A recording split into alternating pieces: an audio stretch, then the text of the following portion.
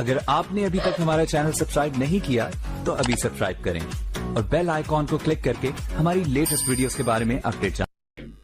ये भी मेरी कौम का बहुत बड़ा अलमिया है। कितने साल से पढ़ रहे हैं? 40 साल से। कितने साल से? 35 साल से। कितने साल से? 50। सजदा किन किन हड्डियों पे करना और कितनी हड्डियों पे करने का हुक्म है? हदीस पाक में सजदे का कोई तरीका बताया है ना, कितनी हड्डियों पे सजदा किया जाता है। नहीं मालूम मौलाना? जब बचपन में मस्जिद गए थे तो सबको जैसे सर जमीन पे रखते देखा, हमने भी रखना शुरू कर दिया। तिजारत सीख कर करेंगे, बाइक सीख कर चलाएंगे, कंप्यूटर सीख कर चलाएंगे, मोबाइल सीख कर चलाएंगे, सारे काम सीख कर करेंगे और अल्लाह की इबादत बगैर सीखे। और क्या कहेंगे? अरे मौलाना छोड़ो, ये क्या लोगों को बारीकी में फंसा रहे हो तुम लोग। ये मौलाना लोगों ने दीन बहुत मुश्किल कर दिया, अल्लाह ने आसान किया था। मौलाना की क्या हैसियत, इस तरह की बकवास की बातें करते हो। अरे कैसे भी पढ़ो मौलाना, अल्लाह कबूल करने वाला है। जब कैसे भी पढ़ो अल्लाह कबूल करने वाला है तो उसने रसूलुल्लाह को क्यों भेजा? वो कह देता पढ़ो जैसी मर्जी आए हम कबूल कर लेंगे ना। उसने क्या कहा? उसने ये कहा अतिउल्लाह व अतिउर रसूल, इताअत करो अल्लाह की और उसके रसूल की। और रसूल ने क्या फरमाया? कैसे भी पढ़ो वाली कबूल नहीं होगी। सल्लू कमा रायतुमूनी उसल्ली, नमाज ऐसे पढ़ो जैसे मुझे पढ़ता हुआ देखते हो। जैसे मैं पढ़ता हूं उस तरह मुझे देख कर पढ़ो। अपनी मर्जी से नहीं चलेगी तो कहीं हमारी वुजू में कमी तो नहीं है, हमारे गुस्ल में कमी तो नहीं है, हमारी नमाज में कमी तो नहीं है, क्योंकि हमने कभी सीखा ही नहीं। आपको बता देता हूं, अल्लाह के रसूल अलैहिस्सलाम ने फरमाया मुझे 7 हड्डियों पे सजदा करने का हुक्म दिया गया है।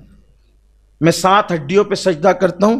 2 हड्डियां पंजों की, 2 हड्डियां घुटनों की। कितनी हो गई? कितनी हो गई?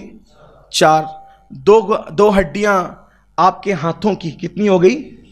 और 1 हड्डी जी नहीं, नाक की हड्डी को तो मजाजन हड्डी कहते हैं और नाक में हड्डी जिस एतबार से ये पेशानी, हालांकि नाक का लगना भी, जमीन पर नाक का लगना भी ये फर्जे में सजदे में लाजिम करार दिया गया है। अगर आपकी नाक का ये हिस्सा, आपकी नाक का ये हिस्सा जमीन से मस नहीं होता तो आपका सजदा नहीं होता। अल्लाह के रसूल अलैहिस्सलाम ने कहा कि मुझे ये पेशानी की हड्डी गिनी गई है सजदे में, नाक की हड्डी अगरचे नहीं गिनी गई है, लेकिन इसको अहनाफ के नज़दीक सजदे में लगाने का हुक्म है कि अगर आपने नहीं लगाया, हालांकि जो इमाम शाफई, इमाम मालिक और दूसरे अइम्मा हैं उनके नज़दीक सजदे के अहकामात अलग है, लेकिन ये 7 हड्डियों के कायल वो भी हैं। तो अल्लाह के रसूल अलैहिस्सलाम ने फरमाया। उसके बाद सजदे में आप कितनी देर तक रहें, क्या पढ़ें, रुकू में कितनी देर तक रहे, क्या पढ़ें, क़याम कैसे करें। अभी आप पूरी मस्जिद को कभी देखें नमाज, कोई हाथ ऐसे लटकाया हुआ है, कोई ऐसे बांधा हुआ है, कोई किसी ने कुछ पकड़ा हुआ है, किसी ने कुछ पकड़ा हुआ है। यानी कि हमारी नमाज़ों का हाल ही हो गया। कोई खुजा रहा है, कोई दाढ़ी से खेल रहा है, किसी की पूरी बटन खुली हुई है। कितनी शर्म आती होगी उस वक्त, बोलने भी अच्छा नहीं लगता। नौजवान लड़के, बल्कि नमाज लोगों की फासिद होती। नौजवान लड़के आजकल के जो नमाज पढ़ते हैं जीन्स पहन कर आते हैं, शॉर्ट पहनते हैं। जब वो रुकू में जाते हैं तो रुकू में जाने से तो ऊपर के कपड़े खिंच जाते हैं, नीचे के कपड़े, अगर वो बेल्ट वगैरह लगा है और कपड़े सख्त हैं वो ऐसे उठ जाते हैं। तो ये जो कमर की हड्डी का हिस्सा है वो खुल जाता है, अक्सर व बेशतर खुल जाता है। और ये अहनाफ के नज़दीक ये हुक्म है कि सत्र औरत नाफ से लेकर घुटने तक है। अगर वो नमाज में खुल जाए इतनी देर तक कि 3 मरतबा सुबहान अल्लाह कहा जा सके, उतना सत्र औरत का कोई हिस्सा खुल जाए, नमाज फासिद हो जाए। नमाज फासिद हो, नमाज गई, ख़त्म हो गई, बगैर तोड़े नमाज टूट गई। अब बताएं आप कितनों की नमाज टूटती है? कम अज़ कम ये हो कि जब मस्जिद में आ रहे हो तो इस तरह से आओ कि अपनी भी नमाज बचे, दूसरों की भी नमाज बचे।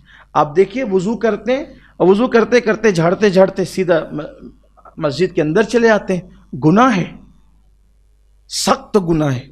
मस्जिद का एहतराम है, हम पे मस्जिद का एहतराम वाजिब किया गया है कि वुज़ू के पानी के कतरात मस्जिद में नहीं गिरने चाहिए, गुनाह होगा। आए थे नेकी लेने, गुनाहों का टोकरा लेके सर पे जा रहे हो।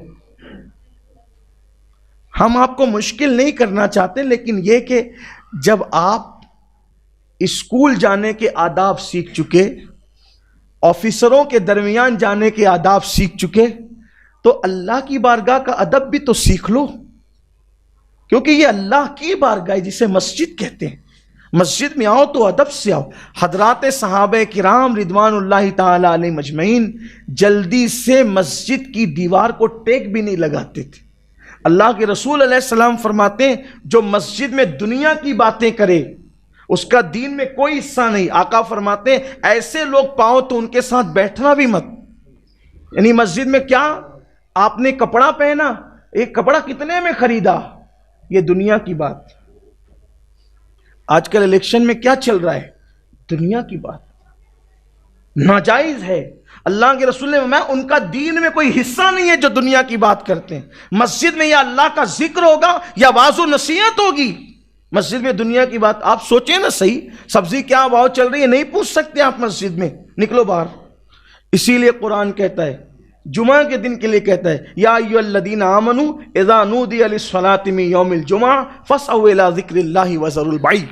اے ایمان والو، جب تم جمعہ کی اذان سنو کاروبار بند کرو، مسجد میں آ جاؤ، اللہ کا ذکر کرو نماز کے لیے۔ جب نماز ہو جائے تب یہاں پر باتیں سٹکارتے نہیں بیٹھنا، ادھر کیا چل رہا ہے ادھر کیا چل رہا ہے۔ کیوں؟ کیونکہ مسجد میں دنیا کی بات کرنا انسان کی نیکیوں کو ایسے کھاتی چلی جاتی ہے جیسے آگ لکڑیوں کو کھاتی۔ آپ کی نیکیاں باہر ہوتی رہتی آپ کے نام اعمال سے جب آپ دنیا کی بات مسجد میں کر رہے ہوتے ہو۔ یا اللہ کا ذکر کرو یا مسجد میں عبادت کرو، ورنہ پھر قرآن کیا کہتا ہے جب جمعہ کی نماز ہو جائے تو کیا کرو، فَإِذَا قُضِيَتِ الصَّلَاةُ فَانتَشِرُوا فِي الْأَرْضِ۔ فَإِذَا قُضِيَتِ الصَّلَاةُ فَانتَشِرُوا فِي الْأَرْضِ، مسجد سے باہر نکل جاؤ، جب نماز پڑھ لو مسجد سے باہر نکل جاؤ۔ مسجد کھڑے رہنے کی جگہ ہے ادب کے ساتھ، قوموا للہ قانتین، ادب سے کھڑے رہنے کی جگہ ہے، وہ پڑے رہنے کی جگہ نہیں ہے۔ مسجد کو پڑے رہنے کی جگہ نہ بناؤ۔ فَإِذَا قُضِيَتِ الصَّلَاةُ فَانتَشِرُوا فِي الْأَرْضِ، جب نماز پڑھ چکو مسجد سے باہر نکل جاؤ، زمین پہ پھیل جاؤ اور اللہ کا فضل تلاش کرو، یعنی اپنے کاروبار سے لگ جاؤ، دنیا کی باتیں نہیں کرنا مسجد۔ اللہ کے رسول نے فرمایا قیامت کی نشانیوں میں سے ایک نشانی ہے کہ مسجدوں کے اندر لوگ دنیا کی باتیں کریں گے، تم ان کے قریب بھی مت بیٹھنا، ان کا دین میں کوئی حصہ نہیں ہے۔ تو بات میں اپنی ختم کر لوں، وہ 15 باتیں، لیکن اگر اس کو کریں تو بہت وقت جائے گا۔ لیکن یہ ایک بات جو کہہ رہا تھا کہ روزی کی تنگی کا اللہ اس کو شکار کر دیتا ہے۔ تیسری بات جو دنیا میں اس کو مصیبت پہنچتی ہے، اللہ کے رسول علیہ السلام فرماتے ہیں وہ ذلیل ہوتا رہتا ہے۔ آقا فرماتے ہیں وہ ذلیل ہوتا رہتا ہے۔ لوگ کہتے ہیں مسلمانوں کی ذلت کا سبب کیا ہے، ہم کہتے ہیں 1450 سال پہلے بیان کر دیا گیا، اسی طرف توجہ کرنے کی ضرورت ہے۔ بہت کوئی نئی چیز لانے، کوئی مفکر اب کوئی بات ہمیں نئی نہیں دے گا، کوئی مقرر ہمیں کوئی بات نہیں دے گا۔ رسول اللہ سے بڑھ کر کے فکر کرنے والا، تدبر کرنے والا، اصلاح امت کرنے والا، قوم کو جگانے والا، بیدار کرنے والا کون ہے؟ حضور نے اتنا بڑا ذخیرہ دے دیا ہے، کوئی نیا راہ عمل تیار کرنے کی ضرورت نہیں ہے، کوئی نئی باتیں لانے کی ضرورت نہیں ہے۔ حضور نے سب بتایا، سب بتایا، سب بتایا، صرف امت کو چاہیے کہ اس کی طرف توجہ کر لے۔ آقا فرماتے ہیں نماز چھوڑنے والا ذلیل ہوگا۔ ہماری